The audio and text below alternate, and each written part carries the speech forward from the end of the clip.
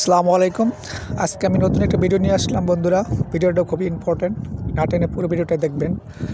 এটা হচ্ছে brother plain machine.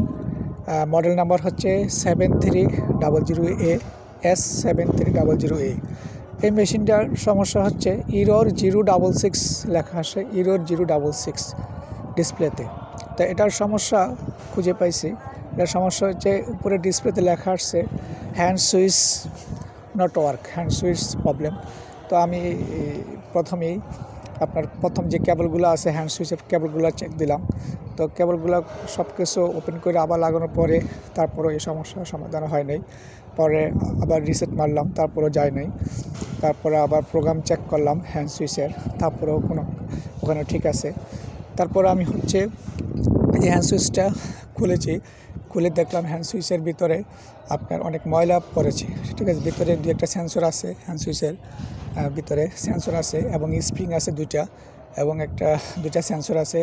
উপরের যে এটা হচ্ছে কাউন্টারে কাজ করে, আর নিচেরটা হচ্ছে আপনার ফিডব্যাক মুভ করে, চাপ দিলে ফিডব্যাক মুভ করবে।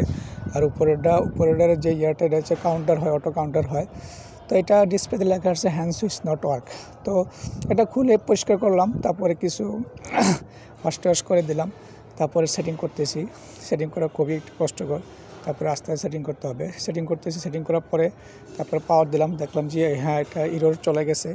ইরর যে সমস্যা ছিল, ইরর 066, এই ইররটা আসতো, এখন আর এই ইররটা আসে না। ইররটা ডিসপ্লেতে চলে গেছে। তো আমি এখন এটা এভাবে আপনি এটা সমাধান করবেন।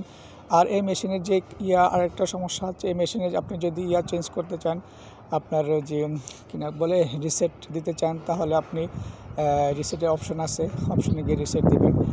এমনকি আপনার রিসেট দেওয়ার পরে যদি আপনার ফুল লিফটার না উঠে, না কাজ করে, ফুল লিফটার প্রোগ্রাম আছে, ফুল লিফটার চেক করবেন। আপনার কাউন্টার হবে না, কাউন্টার হচ্ছে B11-তে যে কাউন্টার চেক দিবেন। ঠিক আছে, প্যারামিটার 4 এবং 11-তে যা আমরা কাউন্টার চেক দিবেন।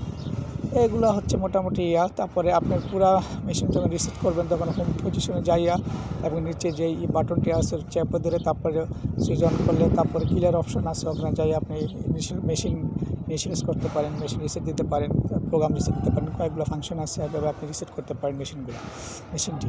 তো এইভাবে আমি কাজ করলাম। এখন দেখি আমার সমস্যা অলরেডি সমাধান হয়ে গেছে।